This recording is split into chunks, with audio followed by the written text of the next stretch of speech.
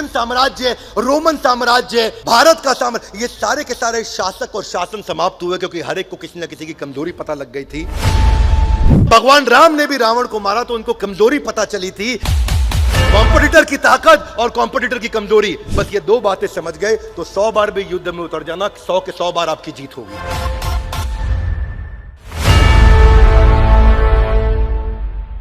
ग्रंथराज श्रीमद् भगवद गीता की।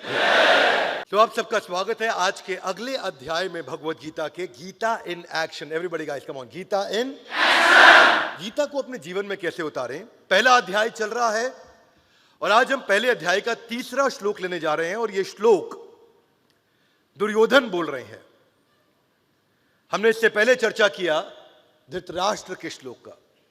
अब हम दुर्योधन की बात करेंगे कि दुर्योधन क्या बात कर रहे हैं और भगवद गीता का प्रारंभ होने जा रहा है। पश्यताम पांडुपुत्राणाम आचार्यम महतीम चमुम व्यूढ़ाम द्रुपद पुत्रेण तव शिष्येण धीमता। तो यहां दुर्योधन कहते हैं, हे आचार्य पांडुपुत्रों की विशाल सेना को देखो। दुर्योधन किसको कह रहे हैं? द्रोणाचार्य को कह रहे हैं। किसको कह रहे हैं?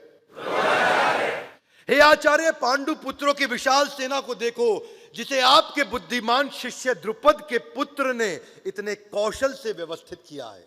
पहले इस कहानी को समझने के लिए श्रील प्रभुपाद को हम धन्यवाद करते हुए उनके तात्पर्य को समझते हैं कि जो दुर्योधन थे वो इस समय एक परम राजनीतिज्ञ की तरह बात करने का प्रयास कर रहे हैं और अपने सेनापति द्रोणाचार्य से बात कर रहे हैं। द्रोणाचार्य केवल उनके सेनापति नहीं, उनके गुरु भी थे। और उनको क्या कहते हैं? पश्यताम, देखो। किसको बोल रहे हैं देखने को? अपने गुरु को बोल रहे हैं देखने को। देखो द्रोणाचार्य, तुमसे बहुत भारी गलती हो गई है। द्रोणाचार्य सोच रहे हैं क्या गलती हो गई है? पश्यताम पांडुपुत्राणाम आचार्यम महतीम चमुम। ये सारी की सारी सेना किसने सेट करी है? ये द्रुपद के पुत्र धृष्टद्युम्न ने सेटिंग करी है पूरी। और कौन था ये धृष्टद्युम्न? इसके पीछे एक हिस्ट्री है। दुर्योधन ये बात क्यों कर रहे हैं? हिस्ट्री ये है कि द्रोणाचार्य की और द्रुपद की बनती नहीं थी। द्रुपद कौन है? अर्जुन के ससुर जी, यानी कि द्रौपदी के पिता। द्रौपदी के पिता हैं द्रुपद, और द्रुपद और द्रोणाचार्य का आपस में पुराना झगड़ा था। और उस झगड़े में द्रोणाचार्य से बदला लेने के लिए द्रुपद ने क्या किया? एक यज्ञ किया और उस यज्ञ से उनको मिले कौन? धृष्टद्युम्न। उनको प्राप्त हुआ एक ऐसा पुत्र जो कि आगे चल के वध करेगा। किसका? द्रोणाचार्य का। और द्रोणाचार्य ये बात जानते थे कि धृष्टद्युम्न आगे चल के, ये भी तो बच्चा है, आगे चल के ये मेरा वध करेगा। फिर भी एक अच्छा ब्राह्मण होने के नाते उन्होंने सारी शास्त्र विद्या सिखा दी। एक अच्छा ब्राह्मण क्या सिखाता है? वो ज्ञान देता है, अपना ज्ञान रोकता नहीं है। तो एक अच्छा ब्राह्मण होने के कारण, एक अच्छा टीचर, एक अच्छा मेंटर, एक अच्छा लीडर होने के कारण द्रोणाचार्य ने सब कुछ सिखा दिया धृष्टद्युम्न को, ये मानते हुए, ये जानते हुए कि आगे चल के ये मेरी मृत्यु का कारण बनने वाला है। क्योंकि ये किसका पुत्र है? द्रुपद का पुत्र है। ये जानते थे, लेकिन फिर भी ट्रेन किया। और हुआ क्या? ठीक महाभारत का युद्ध होने से पहले धृष्टद्युम्न ने सामने जाके कंपटीशन का टीम पांडवों को ज्वाइन कर लिया और सारी की सारी टीम को व्यवस्थित किया कि पूरा फैलेंक्स, पूरा का पूरा यूनिट, सारे के सारे यूनिट्स, मिलिट्री आर्मी कैसे खड़ी होगी। और अब दुर्योधन चिढ़ रहा है उस बात को लेके। दुर्योधन को गुस्सा आ रहा है। दुर्योधन क्या बोल रहा है कि देखो कौन है ये? तुम्हारा ही शिष्य, तुमने ही ट्रेन किया, तुम्हारे को मारने के लिए खड़ा हो गया। देख लो द्रोणाचार्य, क्या किया तुमने ये। और बातों बातों में इशारा कर रहा है, अब ये ना हो कि अर्जुन तुम्हारा फेवरेट शिष्य है तो उसके लिए सॉफ्ट कॉर्नर लेके बैठ जाओ और बाद में अर्जुन को छोड़ दो। द्रोणाचार्य, पहले ही तुम गलती कर चुके हो। क्या बोल रहे हैं? कि पश्यताम, देखो। तो ये भाषा ही ऐसी है दुर्योधन की। जब युद्ध का प्रारंभ हो रहा है, युद्ध के प्रारंभ से पहले एक लीडर को चाहिए कि टीम को इंस्पायर करे, उनको एनकरेज करे, अपने गुरु का आशीर्वाद ले, अपने मेंटर से जाकर के। इस समय दुर्योधन को क्या चर्चा करनी चाहिए थी? आपको क्या लगता है दुर्योधन को भी क्या बोलना चाहिए था? चलो मान लो दुर्योधन को पता लग भी गया कि द्रोणाचार्य से ये गलती हुई, कि उन्होंने गलती कहे, माने या ना माने, लेकिन ऐसा तो हो ही गया कि अपने ओपोनेंट को ट्रेन कर दिया, अपने कंपटीशन को ट्रेन कर दिया द्रोणाचार्य ने। तो अब इस समय ताना मारने की जगह दुर्योधन को क्या करना चाहिए था? उनको पूछना चाहिए था, हे गुरु द्रोणाचार्य, मुझे लगता है क्योंकि आपको सब मालूम है कि किसकी क्या स्ट्रेंथ है, क्या वीकनेस है, आपने सबको क्लोजली ट्रेन किया है, तो बजाय ये बोलने के कि द्रोणाचार्य तुम इतनी गलतियां कर चुके हो, उन्हें कहना चाहिए कि गुरुदेव क्या आप मुझे बता सकते हैं इनकी टीम में क्या क्या कमजोरियां बाकी रह गई हैं, मैं कहां से इनको अटैक करूं, मैं कहां से शुरुआत करूं। कुरुक्षेत्र के युद्ध मैदान के अंदर आज अगर मुझे यह समझ में आ जाए कि इनके खिलाफ कौन कौन सी वीकनेस है, वो सोल्यूशन ओरिएंटेड क्वेश्चन अगर वो करते द्रोणाचार्य के साथ में, तो वो ज्यादा कारगर रहता। क्या मेरी बात समझ आ रही है? yes, शुरुआत ही गलत हुई। अपने विरोधियों की कमियों पे चर्चा करनी चाहिए थी, उनको ये पूछना चाहिए था कि इनकी वीकनेस का एनालिसिस करें, आपने मिलिट्री के कौन से सीक्रेट ऐसे बच गए जो उनको नहीं दिए। क्या ऐसा कोई तरीका है कि सामने से चेहरा दिखाऊं, साइड से अटैक करूं? क्या ऐसा कोई तरीका है कि मैं अभी आपके साथ स्वॉट एनालिसिस कर लूं, स्ट्रेंथ, वीकनेस, अपॉर्चुनिटी, थ्रेट उनकी क्या है और मेरी क्या है? क्योंकि जब जब युद्ध को जीता गया है, जब भीम ने भी दुर्योधन का वध किया या उसको मारा, तो उसको कमजोरी पता चली थी सामने वाले की कि दुर्योधन की जंगा पे अटैक करना है।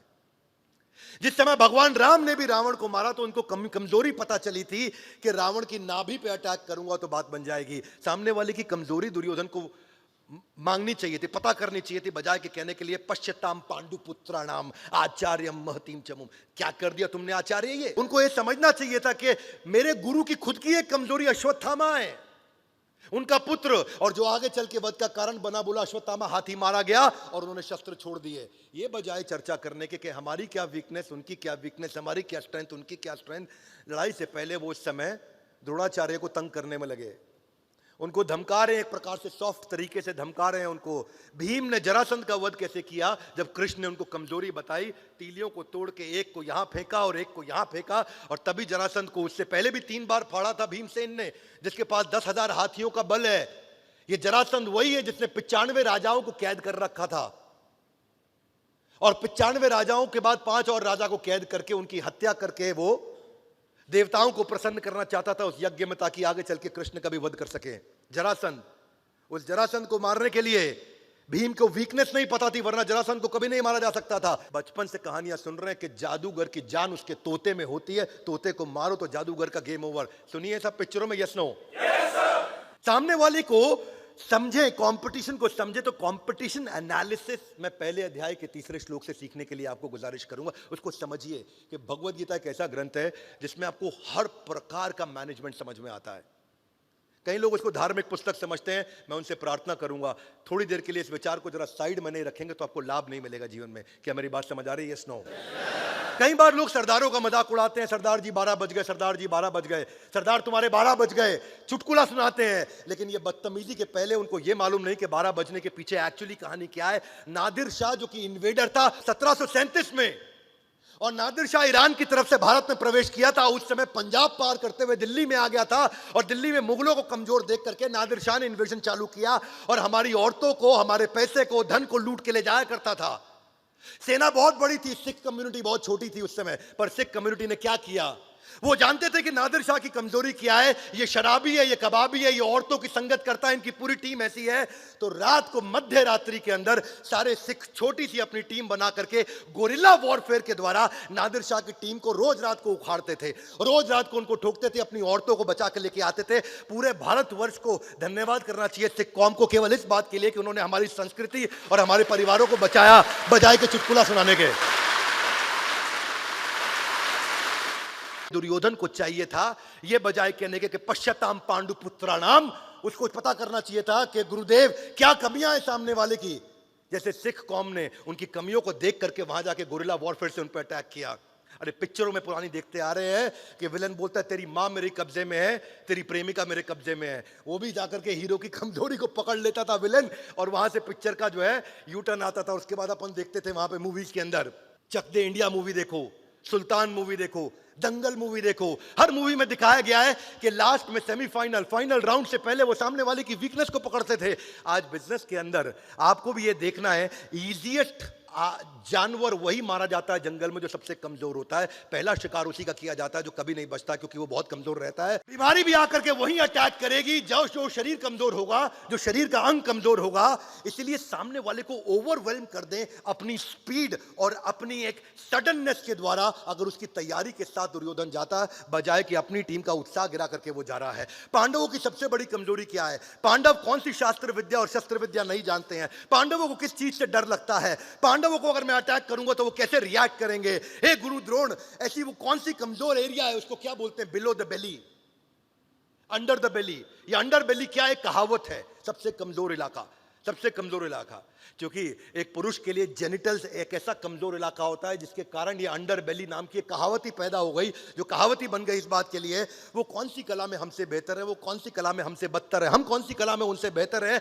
एक्सपोज करो और अटैक करो कंपटीशन की वीकनेस को लगातार ठोक के। उनकी सेना में सबसे कमजोर इलाका कौन सा है जो उनके अरेंजमेंट में, जहां से हम अटैक करके जाएं, क्योंकि परिधि से अटैक करेंगे, बीच में नहीं करेंगे। ये दुर्योधन को तैयारी करनी चाहिए थी। दुर्योधन को वो मिलिट्री सीक्रेट्स पता करने चाहिए थे जो पांडवों के पास अभी भी नहीं है। दुर्योधन को यह सोचना चाहिए था कि अगर ये जीत के नजदीक होंगे तो क्या करेंगे, या हार के नजदीक होंगे तो क्या करेंगे, इनके पास कौन से रिसोर्सेज अभी भी कम है और हमारे पास कौन से रिसोर्स अभी भी ज्यादा हैं। अपनी स्ट्रेंथ और सामने वाले की वीकनेस को आमने सामने ले आओ। चाणक्य पंडित इसलिए कहते हैं कि अपनी कमजोरी का किसी भी हालत में कभी भी किसी को पता नहीं लगने देना। विवेक ओबरॉय हमारे मित्र हैं, उन्होंने एक सीरीज लेकर के आए थे, कुछ क्रिकेट के ऊपर बैटिंग होती थी, इनसाइड एज। Thank you. वो इनसाइड एज की सीरीज मैंने विवेक के कहने पे फास्ट ट्रैक पे देखी। विवेक भाई को हम बहुत रिस्पेक्ट करते हैं, प्यार करते हैं, वरना मैं कोई ओटीटी सीरीज नहीं देखता। और मैं उनके साथ दुबई में बैठा था, मैंने उनको कहा कि इनसाइड एज में एक ही लर्निंग है जो जिंदगी भर छाप लेना। बोले क्या विवेक भाई? मैं कहा इनसाइड एज सीरीज की एक ही लर्निंग है, आपके हर एपिसोड में एक ना एक आदमी ठुका है, वो इसी कारण उसकी पिटाई हुई है क्योंकि दूसरे को उसकी कमजोरी पता लग गई थी। किसी को उसकी सेक्स की कमजोरी पता लगी, किसी को चोरी की, किसी को टैक्स इवेजन की, किसी को इंटरनेशनल फ्रॉड की। जब जब कमजोरी पता चला, चाणक्य पंडित ने क्या किया? वही किया कि जब नंदा साम्राज्य को समाप्त करना था चाणक्य पंडित को, और मौर्य साम्राज्य की स्थापना करनी थी। क्या था ये मौर्य साम्राज्य? मूरा मां का नाम था और मूरा के बेटे का नाम था चंदू, और मूरा के नाम होने के कारण उस साम्राज्य का नाम रखा गया मौर्य डायनेस्टी। पर क्या किया? सेना नहीं थी, सेना नहीं थी। छोटी छोटी बच्चियों को हल्का हल्का जहर दिया, उनको ट्रेन किया, पूरी जिंदगी थोड़ा थोड़ा जहर देते रहे उनको, और उनको ट्रेन करते रहे और उनको विष कन्या बनाया। और ऐसी राजाओं के पास में जब वो रात्रि में उनका चुंबन लेने जाती थी और वो विष कन्या अपने चुंबन से उनका वध करके आ जाती थी। तो उन्होंने हमेशा इन कमजोरियों को देखा। अगर अपनी ताकत और अपनी कमजोरी, कॉम्पिटिटर की ताकत और कॉम्पिटिटर की कमजोरी, बस ये दो बातें समझ गए तो 100 बार भी युद्ध में उतर जाना, 100 के 100 बार आपकी जीत होगी।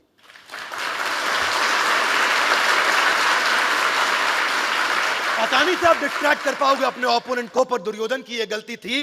दुर्योधन क्या बोले? पश्यताम पांडुपुत्राणाम आचार्यम महतीम चमु। बस वो इसी में फंस गए। देखो सामने धृष्टद्युम्न आपके द्वारा ट्रेंड, कोई बात नहीं, धृष्टद्युम्न को आपने ट्रेनिंग दिया है। आचार्य कोई ऐसी भी तो ट्रेनिंग होगी जो धृष्टद्युम्न आपसे लेने आए थे पर उस दिन छुट्टी मार गए। आचार्य कोई ऐसी भी तो ट्रेनिंग होगी कि उस दिन धृष्टद्युम्न डिजिटल ट्रेनिंग ले रहे थे, ध्यान से नहीं अटेंड किया। आचार्य कुछ तो ऐसा बचा होगा धृष्टद्युम्न के जीवन में जो उसको नहीं मालूम, वो हमको बता दीजिए। जिस दिन आपका ध्यान वहां से भटका या जिस दिन वो बीमार पड़ गया, उस दिन उसका कॉम्प ऑफ था, लीव थी, अर्न लीव थी, 15 अगस्त की छुट्टी थी, कुछ तो थी। एक बिजनेस पर्सपेक्टिव से भी हर एनिमी का एक व्यू पॉइंट होता है कस्टमर को लेकर के। फोरकास्ट करो कि कंपटीशन क्या करेगा, सामने वाला वो कैसे रिएक्ट करेगा अलग अलग परिस्थितियों के अंदर। वो आपका शॉर्टेस्ट रूट टू विक्ट्री होगा। हमेशा याद रखिए कि आपको ये जो अंडर बेली की कहावत है, ये अंडर बेली की कहावत यहां पे बहुत समझने वाली कहावत है। मेरा यहां पे मानना है कि पर्शियन साम्राज्य, रोमन साम्राज्य, भारत का साम्राज्य, ये सारे के सारे शासक और शासन समाप्त हुए क्योंकि हर एक को किसी ना किसी की कमजोरी पता लग गई थी। किसी की कमजोरी थी वीक सक्सेसर या वीक डाउनलाइन, किसी की कमजोरी थी वीक इंटरनेशनल स्ट्रेटेजिक अलायंसेस, किसी की कमजोरी थी कि बहुत बड़ा वास्ट एम्पायर था इसलिए अनकंट्रोल्ड और डिस्ट्रैक्टेड एम्पायर हो गया था। किसी की कमी थी इंटरनल रिवोल्ट, अपनी सेना के भीतर ही कुछ ना कुछ फूट बढ़ती चली जा रही थी जिससे वो समाप्त हो गए। किसी की कमी थी कि उनका यूनिटी ऑफ कमांड नहीं था, और किसी की कमी थी कि उनके independent non aligned independent provinces थे। कई राजाओं ने ऐसा किया, अकबर ने भी ऐसा ही किया था। अकबर जीतते थे एक शासक को, उसी को शासक बनाते थे, वो उसको इंडिपेंडेंट करते थे। लेकिन अगर वो नॉन अलाइंड हो गया तो इंडिपेंडेंट आदमी कंपटीशन को ज्वाइन कर सकता है जाके। डाउनफॉल ऑफ मुगल एम्पायर क्यों हुआ था? इसकी शुरुआत हुई थी जब पहली बार सूरत के अंदर एक ब्रिटिशर टीम यहां पे आई थी। और कौन आए थे? William Hawkins. और विलियम हॉकिंस ने आगे पहली रिश्वत जहांगीर को दी थी सूरत के अंदर टेक्सटाइल इंडस्ट्री सेटअप करने के लिए। जो गुजराती लोग हैं जान लीजिए, पहली बार अंग्रेज सूरत में आए थे टेक्सटाइल इंडस्ट्री लेकर के, और वहां विलियम हॉकिंस आए थे और उन्होंने जहांगीर को रिश्वत दी, वहां से उन्होंने एंट्री करी। ऐसे ही हर बार हुआ है। सबसे बड़ा मंत्र यही है कि आपको सिनेरियो एनालिसिस करना चाहिए, जो कई बार आप मिस कर जाते हैं। एक अटैक प्लान्स हमारे क्या हो सकते हैं, अलग अलग हाई डिग्री ऑफ सक्सेस मुझे कहां से मिल सकती है। बाय द वे, एक और इसका बड़ा अच्छा तरीका है जो एक्शन में हाथ आगे लाए, गीता इन आपको कंपटीशन को पहचानना है तो उनके रिव्यूज देखने चले जाओ, उनके मोबाइल ऐप स्टोर पे चले जाओ, उनके फेसबुक पे चले जाओ, उनके रिव्यूज जाकर के देखो कि रिव्यूज में कौन सी अच्छी चीज है जो बार बार छूट रही है और कौन सी बुरी चीज है जो बार बार दिख रही है। One more time, come on. कौन सी अच्छी चीज है जो बार बार छूट रही है और कौन सी बुरी चीज है जो बार बार। इससे ये पता चल जाएगा उनकी वीकनेस क्या है, कि ये अच्छाई आ नहीं रही है यानी कि कमजोरी है, और ये कमजोरी बार बार दिख रही है यानी कि ये कमजोरी है। और केवल उन्हीं साइट से ही आपको स्क्रूटनाइज करेंगे उनके रिव्यूज को, तो आइडिया मिल जाएगा। और तभी आप कंपटीशन को समझ करके उसकी वीकनेस को अपनी एडवांटेज बना सकते हो, बजाय के दुर्योधन की तरह केवल ताना मारते रहना और टीम को की स्ट्रेंथ को स्वॉट एनालिसिस शुरुआत में न करना, जिसके कारण द्रोणाचार्य, गुरु द्रोण जो उनके गुरु हैं, जिनसे चर्चा कैसे की जानी चाहिए। अगले एपिसोड में हम दुर्योधन मेंटालिटी को और डिटेल में समझेंगे। ये Bhagavad Gita in action, Gita in action, ये एक ऐसी सीरीज है जो हर व्यक्ति को सारे के सारे एपिसोड आकर के जरूर देखने चाहिए। अपनी जिंदगी का समय निकाल करके देखिए, वो बुद्धि का धन उसके अंदर मिलेगा जो आपको पूरी पृथ्वी पर सारे के सारे शास्त्रों में और सारी किसी भी प्रकार की किताबों में अगर एक साथ चाहिए तो एक जगह भगवत गीता में मिल सकता है, जिसको हम प्रयास करेंगे अपनी सीमित बुद्धि के द्वारा कि आपके सामने ला करके साधारण भाषा में प्रस्तुत करें, ताकि आपके लिए आसानी हो उस गीता को समझना जो संस्कृत नहीं समझ सकते। अब उनके लिए भी आसान होगा कि वो आकर के गीता इन एक्शन सीरीज के साथ में भगवत गीता को समझ सकेंगे। मेरी इच्छा है ये गीता इन एक्शन सीरीज सब तक पहुंचे। हमारे साथ जुड़े रहने के लिए, इस एपिसोड को ध्यानपूर्वक आकर अटेंड करने के लिए आप सबका हृदय की गहराई से प्रेम पूर्वक बहुत बहुत धन्यवाद।